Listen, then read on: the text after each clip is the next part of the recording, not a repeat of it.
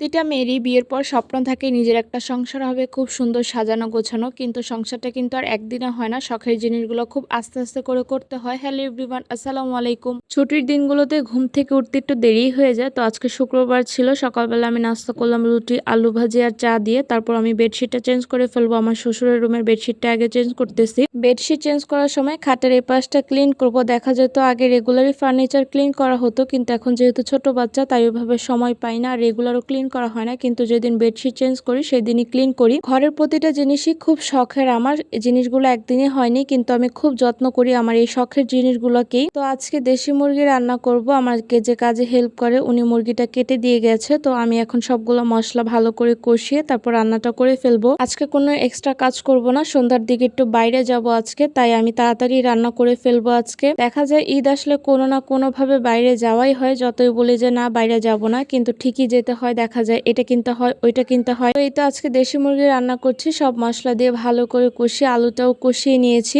দেশি মুরগি কিন্তু একটু ঝাল ঝাল হলে খেতে বেশি ভালো লাগে। আর ছোট ভাই আসবে তাই ভাবলাম একটু চিংড়ি মাছও ভুনা করি, ওর চিংড়ি মাছ অনেক পছন্দ। আজকে বাসায় ফ্রেশ টমেটো ছিল না, তাই ফ্রোজেন করা টমেটো দিয়ে আজকে চিংড়ি মাছটা ভুনা করলাম। আসলে নিজে কাজ জানা অনেক ভালো, অন্যের উপর একদমই ডিপেন্ডেন্ট করা উচিত না। এই তো কত বড় বড় চিংড়ি ছিল, গত ভিডিওতে দেখিয়েছিলাম। আমার হেল্পিং হ্যান্ড কাটার সময় অর্ধেকগুলোই ফেলে দিয়েছে, যাই হোক কিছু করার নেই, এখন ফেলেই তো দিয়েছে। এই তো আমার চিংড়ি ভুনাটাও কমপ্লিট হয়ে গিয়েছে। তারপর দুপুরে খাওয়া দাওয়া শেষে সন্ধ্যার পর আপনাদের ভাই আবার কিছু ফল নিয়ে এসেছিল, আম মালটা, তো ওইগুলোই গুছাচ্ছিলাম। কিছু আম ছিল আগের, তো সাথে জামও এনেছিল। এই সিজনে জাম খেতে কিন্তু অনেক ভালো লাগে। আমার তো কাসুন্দি দিয়ে জাম মাখা অনেক পছন্দ, কিন্তু আপনাদের ভাই আবার কাসুন্দি দিয়ে জাম মাখা পছন্দ করে না। সাথে বাসায় বিস্কুটও শেষ হয়ে গিয়েছিল, ড্রাই কেক, তারপর নোনতা বিস্কুট হচ্ছে আমার শ্বশুরের জন্য, যেহেতু ওনার ডায়াবেটিস, পাউরুটি, তারপর কেক অনেক কিছু এনেছিল। তো ওইগুলো এখন গুছাবো। এই সব বেকারি আইটেম শুধু আমার জন্য, এগুলো খেয়ে খেয়ে আমি মোটা হচ্ছে। দেখা যায় রেগুলার আমার সকালবেলা রুটি খাওয়া হয় না, চায়ের সাথে আমি ড্রাই কেকটা খাই। তো এখন জামগুলো ভালো করে ঢেলে নিচ্ছি। আপনাদের ভাইয়া বলতেছে যেভাবে ঢালতেছো জামগুলো তো পড়ে যাবে। আসলে দুই একটা লাস্টে পড়ে গিয়েছিল, এই জন্য আমি একটু বকাও খেয়েছি। উনি সামনে থাকলে কেন জানি আমার এরকমই হয়। দেখা যায় কেউ সামনে থাকলে কাজগুলো একটু এদিক সেদিকে হয়ে যায়। আর একটা বড় বল নেওয়া দরকার ছিল। যাই হোক, এই তো আমি জামগুলো সুন্দরভাবে একটা বলে বেরিয়ে নিয়েছি। সবসময় দেখা যায় সবকিছু মাখালে আমিই মাখাই, কিন্তু আজকে আপনাদের ভাইয়াই বলতেছে সে মাখাবে। তো কাঁচামরিচ না কেটে একদম আস্ত কাঁচামরিচ সেভাবে ডলতেছে। আমি আমার লাইফে এভাবে কাঁচামরিচ ডলতে কখনো দেখিনি। আস্ত কাঁচামরিচ একটু কেটে নিলেই কিন্তু হতো। সে বলতেছে এভাবে মাখালে নাকি অনেক মজা হবে। যাই হোক, তাহলে সে এভাবে মাখাক। কিন্তু আসলে জাম মাখাটা অনেক মজা হয়েছিল।